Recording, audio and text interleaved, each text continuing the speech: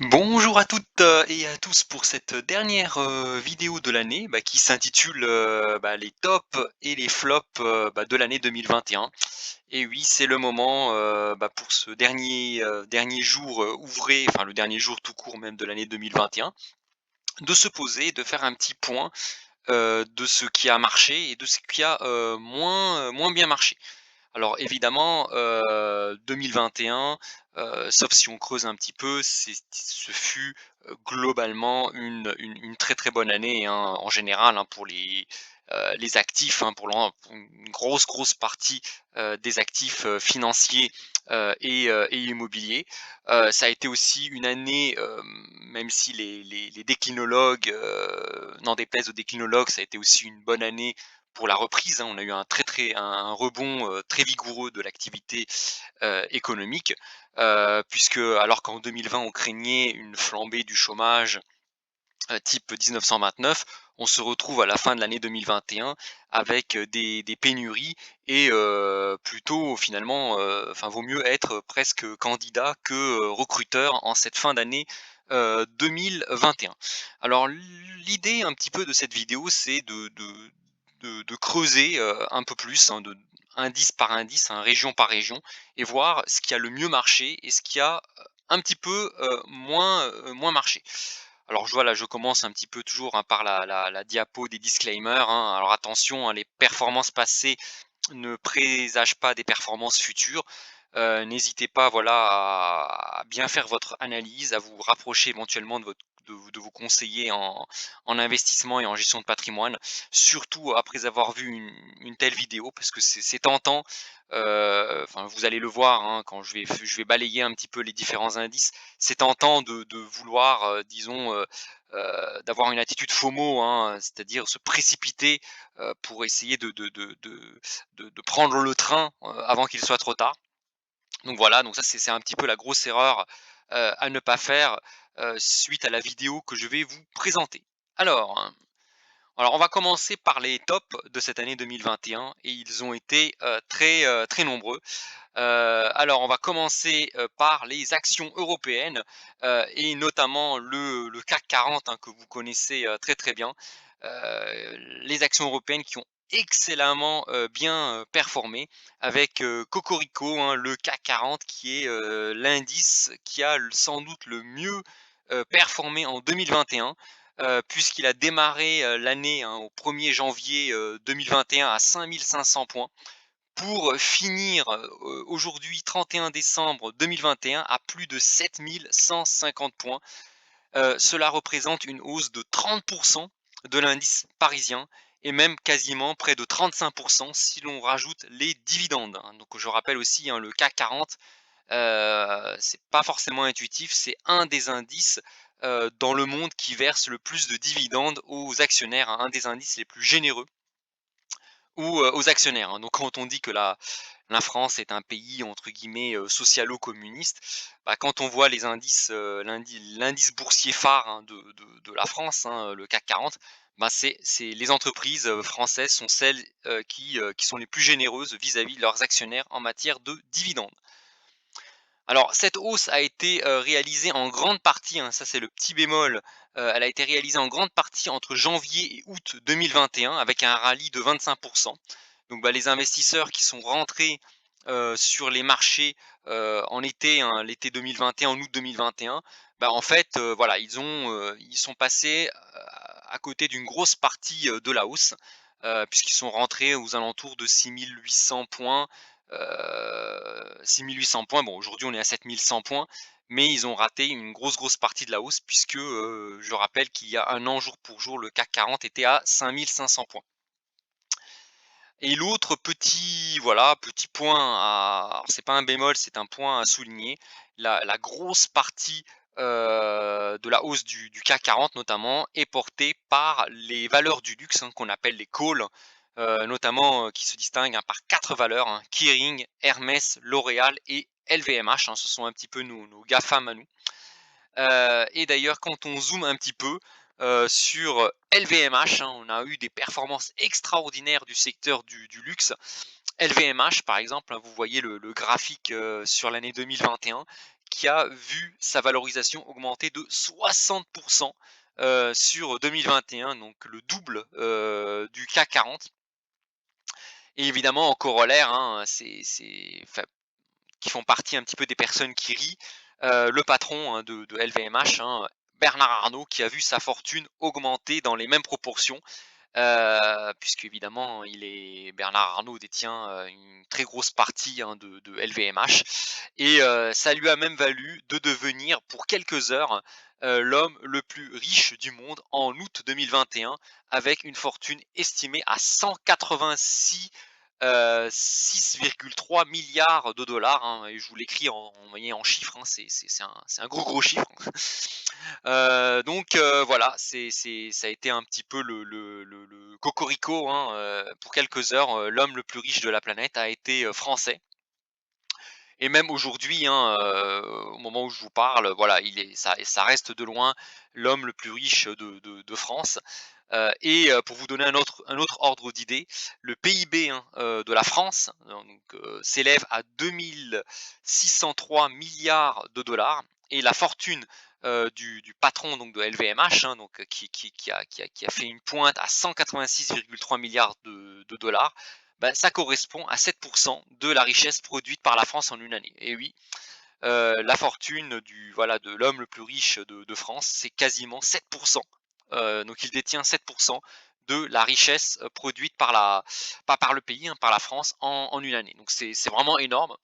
Je pense qu'on n'a jamais vu ça de l'histoire, hein, même au temps de Louis XIV, le roi Soleil, je ne pense pas il détenait à lui seul 7 de la richesse produite par la France dans les années 1700. Donc on a vraiment voilà, voilà, des grands gagnants et un des grands gagnants, de cette année, 2021, bah, ce sont les actionnaires, bah, du CAC 40, mais aussi, du, secteur du luxe, hein, et notamment LVMH avec son emblématique, patron, donc Bernard Arnault. Alors là, je ne suis pas ici pour dire si c'est bien, si c'est mal, enfin moi voilà, l'objectif de cette chaîne n'est pas de voilà de glorifier une personne ou de la diaboliser, mais de voilà de parler, d'énoncer des faits qui ont eu lieu et voilà qui ont eu lieu cette année et d'expliquer pourquoi, les raisons de la réussite ou de l'échec des uns et des autres. Donc voilà, bah, si vous voulez une explication de la réussite hein,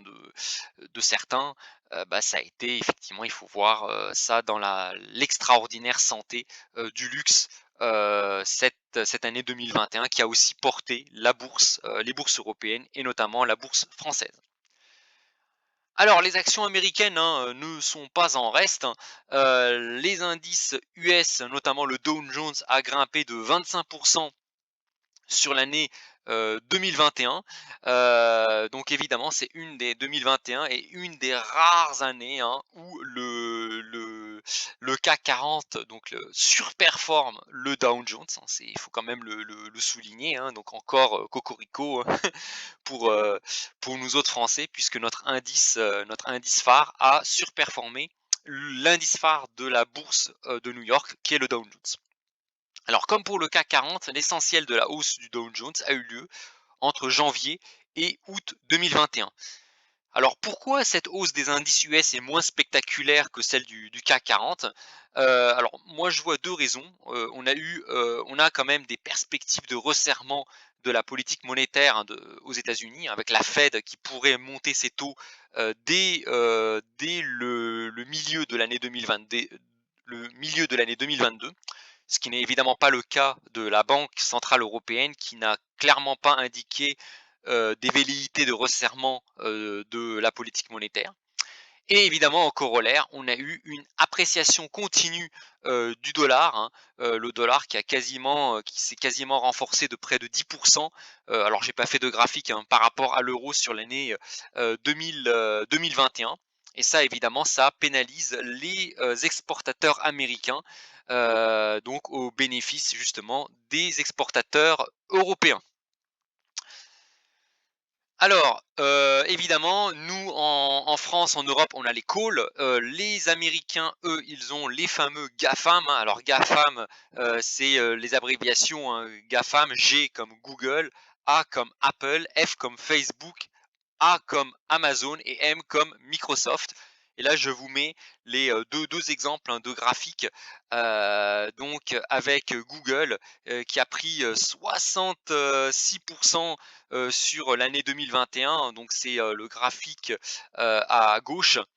Et le graphique à droite, c'est Tesla qui a pris 52% sur l'année 2021. Donc, comme pour le CAC 40 aux États-Unis, bah, ce sont les high-tech qui ont fait le marché, évidemment, bah, avec les GAFAM. Et on n'oublie pas évidemment Tesla qui a pris, je rappelle, hein, 50%, hein, c'est énorme, hein, sur l'année 2021, ce qui équivaut, hein, au moment où je parle. Alors j'ai parlé de Bernard Arnault qui a pu être l'homme le plus riche du monde, mais ça a été que quelques heures. Mais on termine l'année 2021 avec Elon Musk qui devient l'homme le plus riche du monde avec une fortune de près de 195 milliards de dollars, ce qui lui vaut d'être sacré par le Times comme l'homme de l'année 2021. Donc évidemment, alors si Elon Musk est sacré par le Times, c'est pas seulement par sa fortune, hein, sa richesse. Ce qui le distingue, alors ça c'est une aparté, hein, d'un autre homme, hein, de Bernard Arnault. Alors c'est que voilà, j'en ai déjà parlé dans une vidéo, hein. Bernard Arnault, voilà, c'est quelqu'un de très structuré, hein, de très très, on va dire scolaire, qui a, alors c'est quelqu'un de brillant, hein, mais qui n'a pas, il n'a pas réinventé la roue, hein. Il a acheté, hein, il a créé l'empire LVMH, mais en faisant de la croissance externe, c'est-à-dire en rachetant des sociétés progressivement pour créer l'empire LVMH qu'on lui connaît. Mais c'est plus quelqu'un, on va dire, Bernard Arnault, c'est plus vraiment un financier qui a réellement fait des montages financiers assez complexes, assez sophistiqués pour devenir, on va dire, le Vercingétorix moderne, on va dire, hein, le français, et qui a créé l'empire LVMH. Mais il n'a pas créé, voilà, il a pas créé le luxe, hein. Le luxe existait bien avant l'arrivée de Bernard Arnault. Elon Musk, c'est un petit peu différent. Tesla, donc avec la voiture électrique, voilà, Elon Musk est quelqu'un qui a énormément investi sur le développement de la voiture électrique, et c'est pour cela que Tesla est valorisé aussi cher. Mais on a également SpaceX qui est aussi très très bien valorisé par le marché, puisque Elon Musk a clairement l'objectif d'envoyer des hommes sur Mars d'ici la fin de la décennie. Et voilà, il a créé, enfin il a utilisé des lanceurs. Alors moi je suis pas un astrophysicien, mais aujourd'hui, hein, lorsque vous voyez des fusées, quand une fusée décolle, bah, la fusée quand elle décolle, elle se désintègre en vol et elle envoie le satellite. Elon Musk, il veut avec SpaceX lancer des fusées qui peuvent réatterrir, un peu comme un avion. Et donc ça, évidemment, alors est-ce que ça va aboutir? Ça, j'en sais rien. Mais Elon Musk, voilà, c'est un petit peu voilà, c'est pour ça que je le distingue de Bernard Arnault. C'est quelqu'un qui est un petit peu un personnage un peu, on va dire, certains le diront un peu fantasque, un peu voilà, un peu excentrique. D'autres diront que c'est un peu un visionnaire, un génie du 21e siècle. Mais voilà, il a des objectifs et pour l'heure, il faut reconnaître qu'il y a pas mal de choses qu'il a, voilà, la voiture électrique, des lanceurs spatiaux.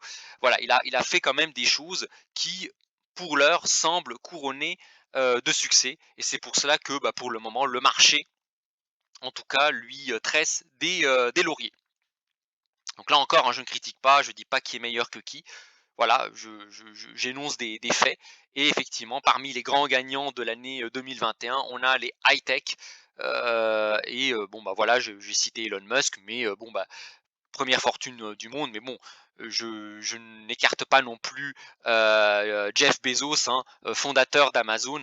Voilà, Amazon qui a quand même aussi révolutionné, hein, qu'on aime ou qu'on n'aime pas Jeff Bezos, qui a quand même révolutionné le commerce, hein, la manière de faire du commerce, hein, puisque avant, enfin, on, on avait l'habitude d'aller dans des magasins, de faire ses courses, voilà, en physique, en présentiel. Et Amazon maintenant, voilà, quasiment la plupart des personnes que je connais utilisent Amazon pour faire leurs achats. Et ça, c'est quand même une énorme, une extraordinaire invention bah, que l'on doit à, à Jeff Bezos, hein, avec des temps aussi, des records de livraison. Aujourd'hui, on peut commander quelque chose sur Amazon et on est quasiment livré voilà, dans les 24 heures, dans les 48 heures au plus tard. Donc ça, c'est une énorme prouesse aussi technologique, que l'on doit à Jeff Bezos qui est aussi quelque part un peu un révolutionnaire, que je classe un petit peu dans la même catégorie que Elon Musk et pas nécessairement dans la même classe, dans la même catégorie que Bernard Arnault qui a aussi son génie. C'est pas forcément la même chose. Alors évidemment, je termine, voilà, c'est difficile d'évoquer les performances des marchés boursiers, notamment américains, sans parler des pharmaceutiques, des biotech, avec, notamment, Pfizer qui a vu sa valorisation boursière progresser de 60 sur, 2021 et là encore, hein, je voilà, il ne s'agit pas de faire de la polémique, mais il faut reconnaître que la mise en place de vaccins contre le Covid en des temps records, bah, il faut reconnaître que c'est quand même une prouesse technologique qu'on n'a jamais vue dans l'histoire. Alors, est-ce que ces vaccins auront des effets secondaires sur le long terme? Ça, j'en sais rien. Je ne suis pas médecin, je ne suis pas pharmacologue. Voilà, mais force est de constater que les vaccins, en tout cas ce que l'on observe, semblent avoir un effet contre le Covid. On a énormément de cas, hein, le nombre de cas explose de coronavirus dans le monde explose. On a même en France, je crois avec le Omicron, on a quasiment eu 200 000 cas, mais force est de constater que le nombre d'hospitalisations, notamment en réanimation, bah, il est loin d'exploser et force est de constater que bah, parmi la population vaccinée, hein, pour le moment, on n'a pas une explosion de personnes de personnes qui ont un schéma vaccinal complet, qui sont envoyées en réanimation à cause du Covid. Donc là, voilà, que l'on aime, que l'on soit pro ou anti-vax, hein, c'est pas le sujet, mais force est de constater que voilà, les laboratoires pharmaceutiques ont réalisé des prouesses en 2020 et 2021.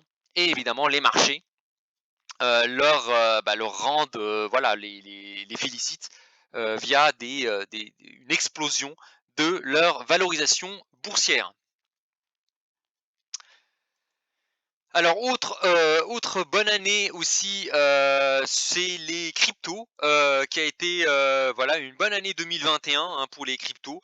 Mais voilà, alors il y a quand même on reste sur notre faim, puisque l'essentiel de la performance des cryptos, notamment du bitcoin, a été réalisé sur le premier trimestre 2021. Et là on voit, hein, au 31 décembre, le bitcoin, perd 50 de ses gains. Alors évidemment, le Bitcoin est en hausse en un an de 50%, hein, c'est énorme, mais il était quasiment, il y a encore 3 mois, 2-3 mois, il était en hausse de 100%.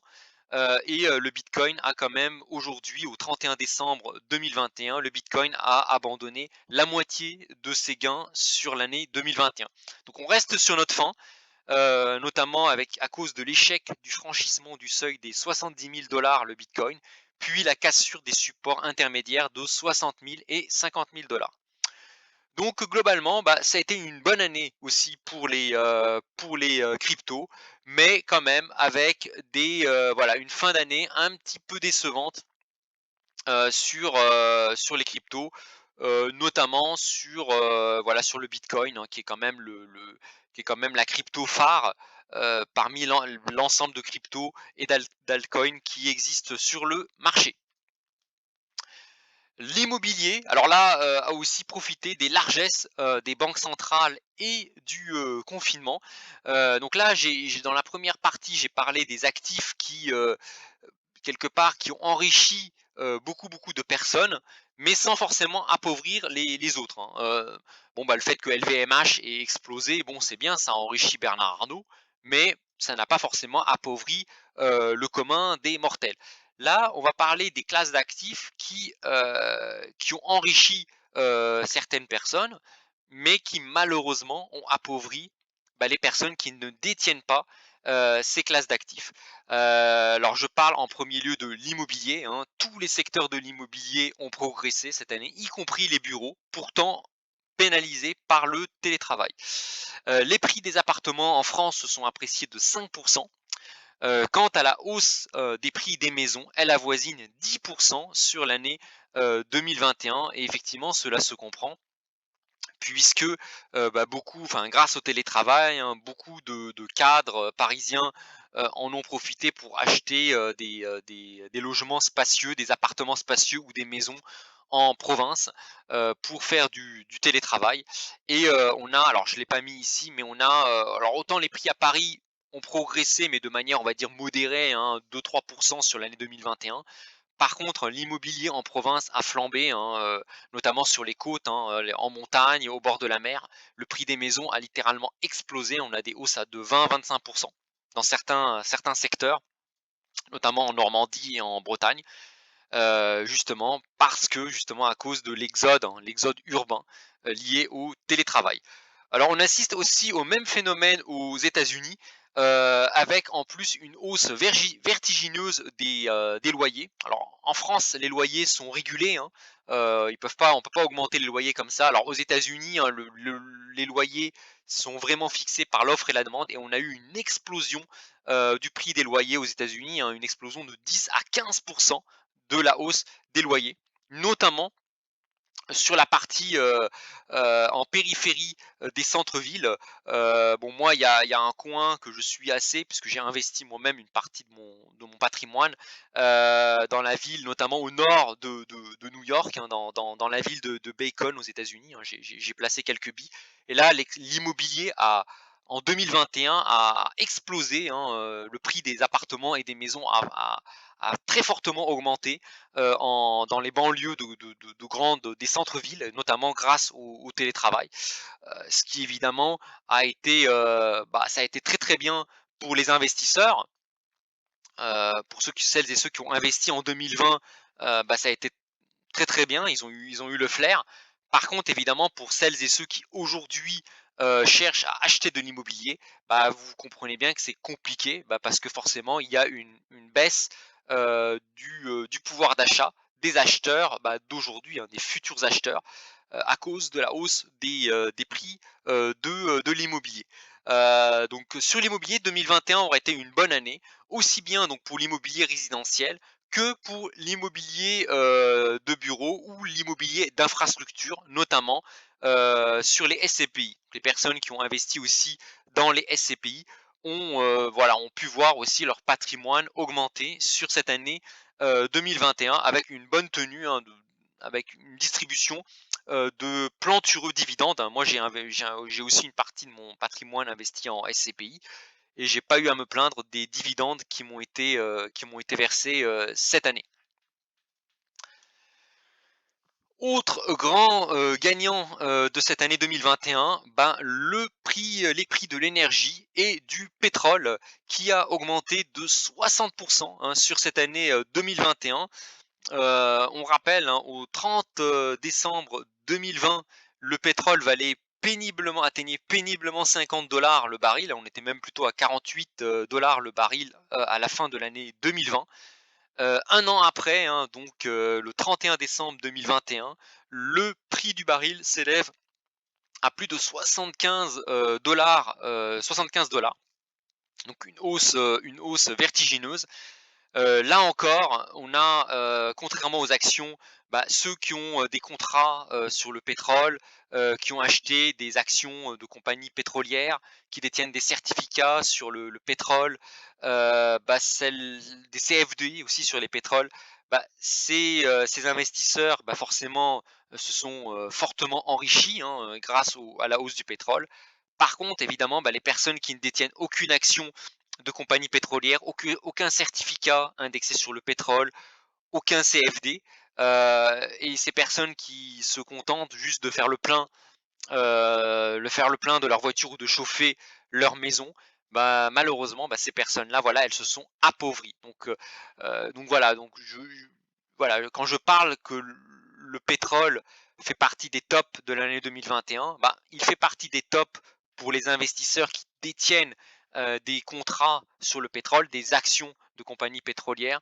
Par contre, évidemment, pour les personnes qui, euh, qui n'ont aucun actif indexé sur le pétrole et l'énergie, mais qui payent leur énergie via la voiture, via le chauffage, ces personnes-là, elles ont plutôt perdu fortement en pouvoir d'achat sur l'année 2021. Et enfin, je termine par un autre grand gagnant de cette année 2021, bah, qui sont les matières premières agricoles qui ont flambé. Et là, je vous cite par exemple l'exemple du blé en euros la tonne, qui est passé de 200 euros la tonne au début de l'année 2021 à plus de 275 euros la tonne au 31 décembre, donc aujourd'hui, ce qui équivaut à une hausse du prix du blé de 40% en 2021. Donc c'est énorme.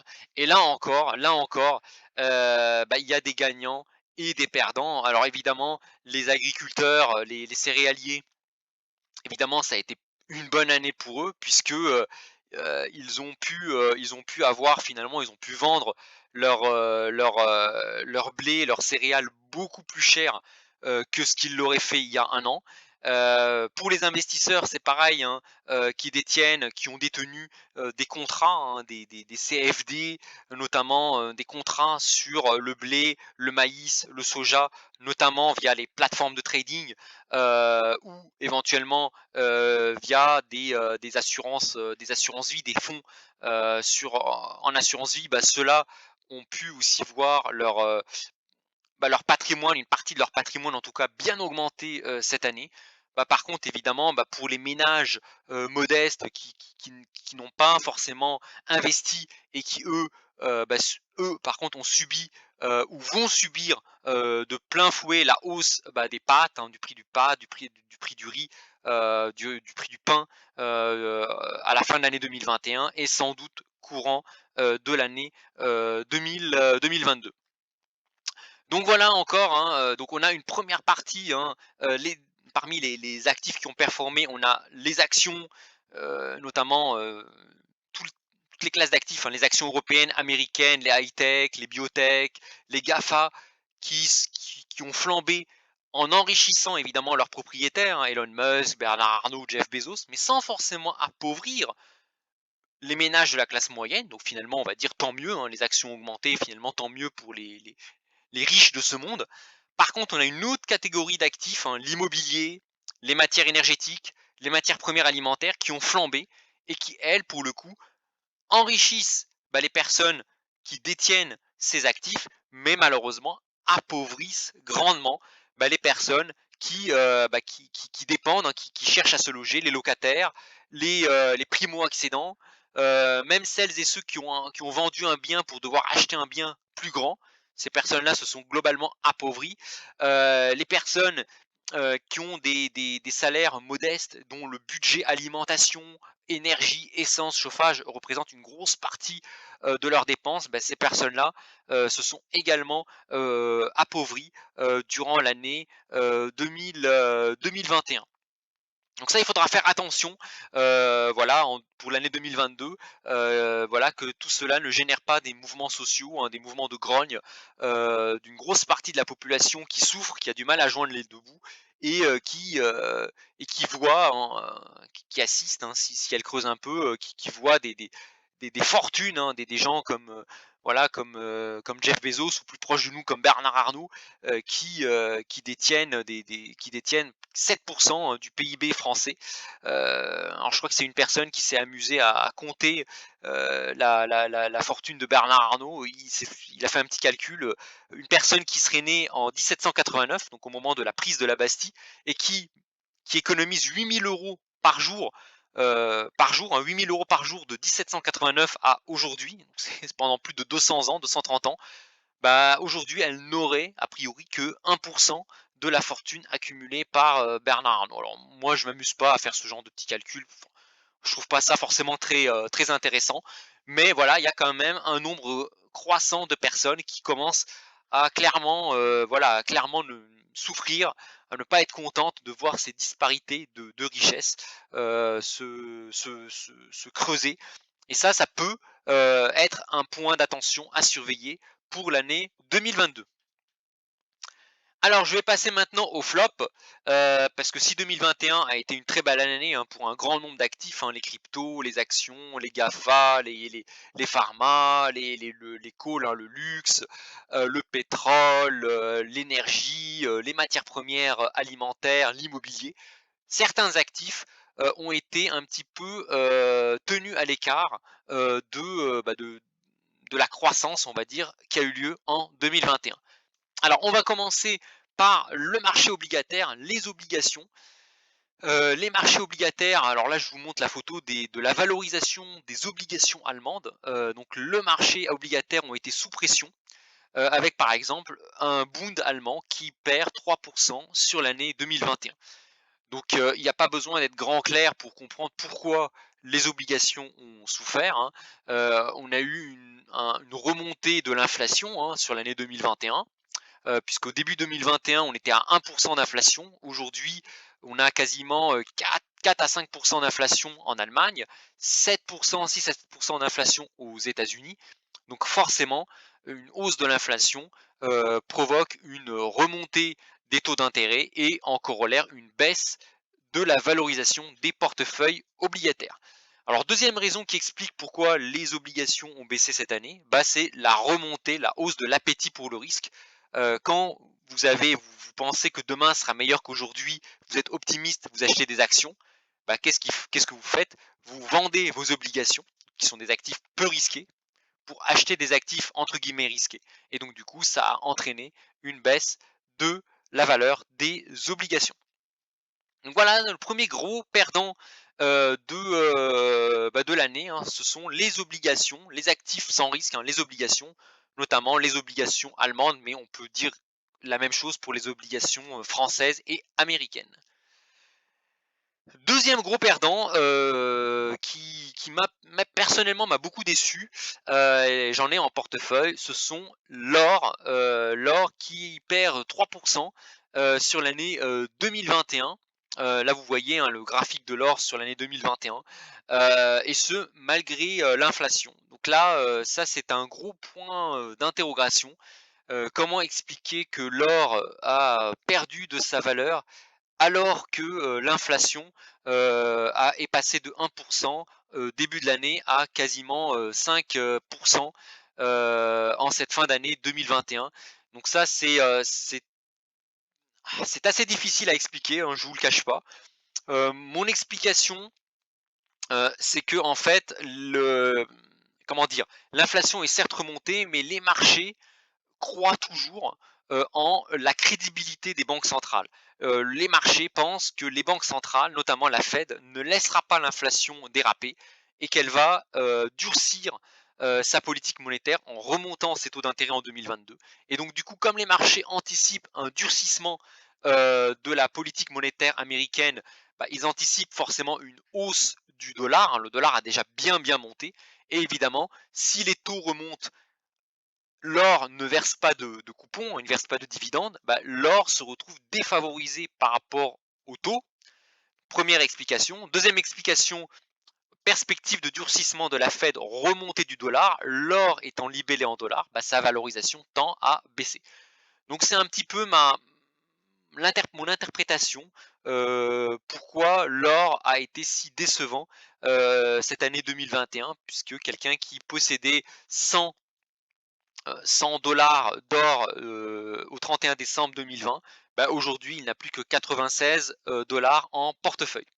Donc moi évidemment, dans mon patrimoine, bah, évidemment la valorisation de mes actifs liés à l'or, hein, ça peut être mes métaux, hein, j'ai des pièces d'or dans le coffre, j'ai des minières aurifères en assurance vie, j'ai aussi des CFD sur des plateformes de trading. Bah, effectivement, hein, tous ces actifs ont perdu, hein, de la valeur et effectivement, bah, j'ai perdu de l'argent sur l'or.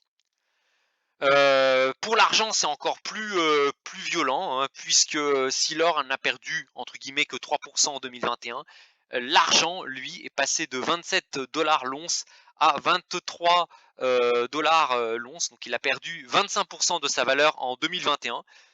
Ce qui est aussi, là encore, un surprenant, parce que l'argent est un actif entre guillemets anti-inflation, mais c'est également un actif, hein, l'argent, le métal, hein, qui est utilisé dans l'industrie pour fabriquer des produits industriels. Or, on sait que l'activité a fortement redémarré hein, cette année 2021. Il y a un rebond de la croissance et donc du coup, il y a eu une accélération de la production de biens, de produits industriels qui nécessitent d'avoir de l'argent métal, hein, parce que certains produits sont fabriqués à base d'argent métal. Et donc c'est assez surprenant que, alors qu'on a eu un rebond de la croissance, que l'on ait en parallèle une baisse, un affaissement sensible même des cours de l'argent. Donc là encore, hein, un petit peu mon interprétation, un peu comme pour l'or, l'argent est pénalisé par les perspectives de remontée des taux d'intérêt aux États-Unis et par, la remontée du dollar américain. Alors, autre gros perdant, alors là, c'est parmi les actions, hein, c'est le mauvais élève de l'année 2021, la bourse chinoise, hein, l'indice MSCI China, qui a perdu également 25% de sa valeur en 2021. Le gros de la baisse a eu lieu, hein, donc ça c'est un petit bémol positif, hein, le gros de la baisse a eu lieu entre janvier et juillet, août 2021 et on voit hein, depuis ces 4-5 derniers mois, la bourse chinoise tend à consolider, voire à même légèrement augmenter. Alors pourquoi Là encore, il y a des explications et c'est très important de voir un peu ce qui se passe en Chine. Alors, le gouvernement chinois a durci sa politique hein, vis-à-vis des entreprises. On a vu le secteur de l'éducation, hein, les entreprises qui dispensent des cours, que ce soit les cours particuliers, ont interdiction de faire du bénéfice. Donc elles doivent reverser leurs bénéfices. Alors je ne sais pas comment c'est fait, hein, je ne connais pas très très bien les rouages hein, de l'économie chinoise, mais il y a interdiction d'un certain nombre de secteurs en Chine de faire des bénéfices et donc du coup, bah, une grosse partie de leurs bénéfices doivent être reversés, alors soit aux consommateurs chinois, soit au fisc, à l'administration fiscale. Je connais pas un petit peu les détails, mais le gouvernement chinois a frappé un grand coup. Donc on a eu les entreprises d'éducation, on a eu les jeux vidéo, puisque le gouvernement chinois a mis des restrictions. Hein, les jeunes chinois n'ont pas le droit de jouer plus d'un certain nombre d'heures par semaine, ce qui évidemment pénalise l'activité du jeu vidéo. Un autre secteur qui a été fortement secoué en Chine, bah, c'est le secteur de l'immobilier hein, avec Evergrande. Et là encore, le gouvernement chinois se montre assez dur, hein. Il n'est pas prêt à mettre la main au portefeuille pour aider les actionnaires, hein, les patrons de ces compagnies immobilières et les actionnaires, hein. On sent que voilà, il est prêt, le gouvernement chinois est prêt à aider au minimum ces entreprises de manière à ce que ça ne pénalise pas la population chinoise, mais on sent qu'il est prêt à laisser couler les créanciers et les actionnaires de ces entreprises qui auraient été mal gérées. Autre point qui aussi est à l'origine, à mon sens, de la baisse des marchés actions en Chine, il y a la volonté hein, de Pékin, du gouvernement chinois, de s'attaquer aux inégalités entre les plus riches et les plus pauvres. Et ça c'est quand même un avertissement qu'il faut pas prendre à la légère parce que le gouvernement chinois, alors moi voilà, ce sont pas des colombes hein, les dirigeants chinois, mais ils veulent se maintenir au pouvoir. Et pour se maintenir au pouvoir, il n'y a rien de pire que d'avoir des inégalités entre les riches et les pauvres. Ce qui a souvent provoqué, hein, si vous regardez dans l'histoire des révolutions, des changements de régime, ça peut être la Révolution française, ça peut être la chute de la République de Weimar au profit des nazis, ça peut être la chute des tsars en Russie au profit des bolcheviks, ça a été ces changements de pouvoir sont toujours intervenus lorsque les inégalités entre les riches et les pauvres atteignent des niveaux historiques. Et ça, le gouvernement chinois l'a compris et il a décidé, pour sauver aussi sa peau, de s'attaquer aux inégalités en haussant le ton vis-à-vis des personnes, des entreprises et des patrons qui se sont, selon encore le gouvernement chinois, enrichis de manière éhontée, qui ont profité de la consommation chinoise pour s'enrichir et qui ne reversent pas assez d'argent, on va dire, à la population. Donc ça, c'est très très important. Voilà, c'est un avertissement parce que ce que fait le gouvernement chinois pourrait inspirer certains dirigeants occidentaux pour taper, on va dire, taper dans le portefeuille des gros patrimoines, des ménages aisés et des grosses entreprises. Et donc ça peut être dangereux, ça peut être un risque qui peut attendre les marchés boursiers en 2022 et 2023. Donc surveillez ce qui se passe en Chine parce que voilà, ça peut être un signe prémonitoire de ce qui nous attend. Alors pour le moment, a priori, surtout en France, je vois pas trop ce qui peut voilà, un tel problème. Je l'ai déjà dit, hein, on sait très très bien, par exemple, que la campagne d'Emmanuel Macron est grandement financée voilà, des riches, on va dire, des personnes très puissantes comme Bernard Arnault. Donc on voit mal comment quelqu'un comme Emmanuel Macron pourrait retourner sa veste et se mettre à taper sur les fortunes en France. Mais il y a quand même un mouvement de fond qui est en train de voilà qui est en train de monter. On a la Chine qui montre l'exemple, mais on pourrait très très bien avoir les États-Unis avec Joe Biden qui pourrait euh, qui pourrait annoncer des mesures fiscales pour taper dans le portefeuille des ménages les plus riches. Et ça, évidemment, ça pourrait, voilà, on a eu en cette fin d'année des ventes massives d'actions. Elon Musk, Jeff Bezos, Bill Gates ont vendu beaucoup de leurs titres, hein, ont vendu beaucoup de leurs titres. Pourquoi? Parce que justement, pour échapper à l'impôt sur les plus-values latentes, hein. Le gouvernement Biden, l'administration Biden pourrait mettre en place un système de taxation sur les plus-values latentes, hein. C'est même pas les plus-values réalisées, sur les plus-values latentes. Donc ça, c'est à surveiller, hein. Entre ça et les perspectives de remontée des taux aux États-Unis, ça pourrait gripper la machine boursière pour l'année 2022. Et dernier actif qui a un petit peu souffert cette année 2021, ce sont ce que j'appelle les SCI immobilières de transformation. Par exemple, des SCI que l'on peut acheter en assurance vie qui, par exemple, qui vont transformer les bureaux en logements, qui vont médicaliser, qui vont transformer des résidences principales en maisons médicalisées pour permettre aux, aux retraités qui ont un âge avancé de rester dans leur maison plutôt que d'aller en maison de retraite.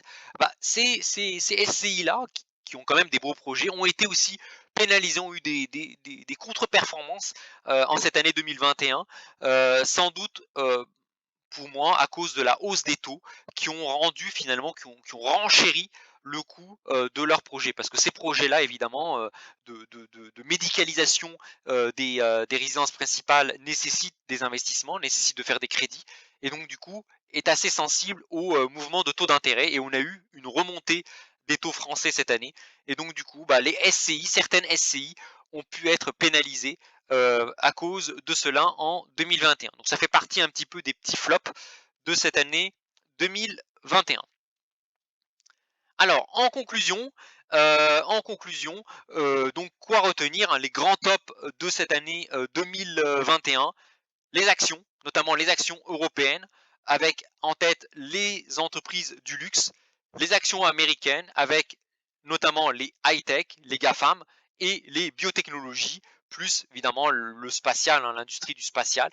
Donc tout ça a fait partie des grands gagnants de cette année 2021, donc avec les trois plus riches, hein, les trois personnes les plus riches au monde, hein, Elon Musk en numéro 1, Jeff Bezos en numéro 2, Bernard Arnault en numéro 3.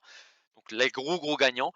Deuxième gros gagnant quand même, même s'il y a une petite déception en fin d'année, les crypto-monnaies qui ont aussi connu une bonne année 2021. Les cryptos. l'immobilier, hein, les appartements, les maisons, les bureaux, hein, les SCPI, hein, qui investissent dans les bureaux et les infrastructures ont ont fait une très belle année 2021.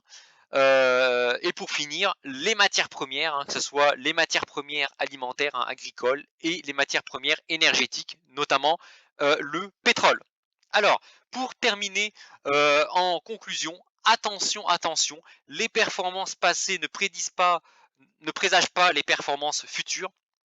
Attention, hein, donc moi je fais notamment pour les particuliers qui tombent sur cette vidéo, qui se disent mince, on a raté 60% de hausse de LVMH, on a raté 60% de hausse du pétrole, on a raté 50% de hausse sur les cryptos.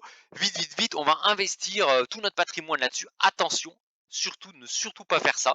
Il faut surtout pas investir en étant guidé par la peur, hein, par le FOMO. Hein, de très grands, enfin, il y a eu des faillites célèbres, hein, notamment Newton. Hein. Newton a fait faillite, hein, quand même, qui est le plus grand physicien de tous les temps, a fait faillite justement en investissant par peur de louper le train. Et il s'est ruiné en investissant malheureusement au plus haut. Donc attention à ne surtout pas investir en étant guidé par la peur. Alors ça ne veut pas dire qu'il ne faut pas investir, attention, mais il ne faut pas investir par peur de rater le train. Hein. Ça, c'est voilà, et là c'est un conseil aussi que j'envoie à vous autres, hein, aux conseillers en gestion de patrimoine. Hein. Surtout, ne faites pas peur à vos clients.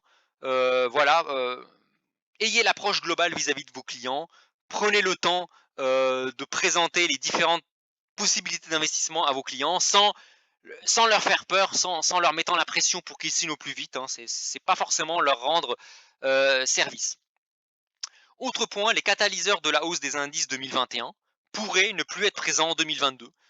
Notamment la normalisation des politiques monétaires. Une grosse partie de la hausse 2020-2021 a été liée à la planche à billets. On sait que la planche à billets va se ralentir, on va avoir une remontée sans doute des taux. Donc la normalisation de la politique monétaire pourrait mettre fin à la hausse des marchés que l'on a vu. Deuxième point, la hausse de l'imposition des entreprises et des ménages les plus aisés. On le voit en Chine, clairement. Les États-Unis commencent un petit peu à emboîter le pas avec Joe Biden qui introduit un impôt sur les sociétés au niveau mondial et une taxation sur les plus-values latentes des ménages les plus aisés. Et enfin, troisième point, hein, la fin de l'épidémie du Covid qui pourrait faire pas mal de mal, notamment à certains secteurs comme le digital ou les biotech qui ont quand même été à la pointe de la hausse des marchés en 2021. Troisième point, c'est un conseil que j'ai à vous donner, privilégiez l'approche long terme plutôt que le court terme. Alors à moins d'être un trader, d'être voilà, moi personnellement, je vous déconseille de vouloir faire des coups, sauf si voilà, vous êtes un initié. Privilégiez plutôt l'approche patrimoniale à une approche de trading court terme. Quatrième point, identifier les actifs dont la valeur ne peut pas tendre vers zéro. Une action peut voir sa valeur tendre vers zéro. Prenez Eurotunnel, Eurotunnel valait 10 euros l'action, elle vaut aujourd'hui 1 centime. Une action, quelle qu'elle soit, peut tendre vers zéro. Donc, un indice, par contre, tel que le CAC 40, peut difficilement tendre vers zéro par construction. Pourquoi? Le CAC 40, c'est la valorisation des 40 plus grosses entreprises françaises. Donc, dès qu'une entreprise française est en difficulté, qu'est-ce qu'il fait? Qu'est-ce qui va se passer? Elle va sortir de l'indice, puisque sa valeur va baisser, elle va sortir du top 40 des entreprises françaises pour être remplacée par une autre entreprise qui a un potentiel de croissance pour devenir dans le top 10. Donc ça, en fait, ça implique qu'un indice, je parle du CAC 40, mais c'est un peu pareil pour le Dow Jones, pour le Nasdaq, peut difficilement tendre vers zéro. Donc ça, c'est important. Il faut faire la distinction entre une action et un indice. Et enfin, troisième point, les actifs tangibles tels que l'or ou l'immobilier peuvent aussi difficilement avoir une valeur nulle. Pourquoi? Parce que ces actifs-là auront toujours soit une valeur d'usage, comme l'immobilier, hein, vous aurez toujours besoin de vous loger, soit une valeur marchande, historique ou de rareté, comme l'or ou l'argent métal. Et donc du coup, ça m'amène au dernier point, profiter de certaines contre-performances d'actifs, on va dire tangibles, ou de certains indices, pourquoi pas, hein, si vous n'en avez pas en stock en patrimoine, pour rentrer sur ces actifs, là encore, hein, à dosage homéopathique, hein, en utilisant l'approche dollar cost averaging, c'est-à-dire y entrer de manière graduelle pour, pourquoi pas, rentrer un petit peu sur certains marchés qui ont un peu sous-performé cette année 2021. Je pense à l'or, je pense à l'argent, je pense aux actions, aux indices chinois, je pense éventuellement aux SCI, à certaines SCI, certains indices de SCI qui investissent dans des projets innovants comme médicaliser des résidences principales pour, disons, pour éviter aux personnes âgées d'aller en maison de retraite. Ce sont quand même des beaux projets qui ont de l'avenir devant eux, dont la valorisation peut difficilement tendre vers 0, qui ont été, on va dire, un peu pénalisés en cette année 2021, mais qui ont quand même du potentiel en 2022. Alors attention, hein, c'est pas un conseil d'investissement, hein, je vous dis pas de mettre toutes vos billes là-dessus, mais voilà, ça peut être intéressant pour des personnes qui ont une vision à long terme, une vision patrimoniale et qui ont 0 €, qui ont aucun euro investi sur ces marchés.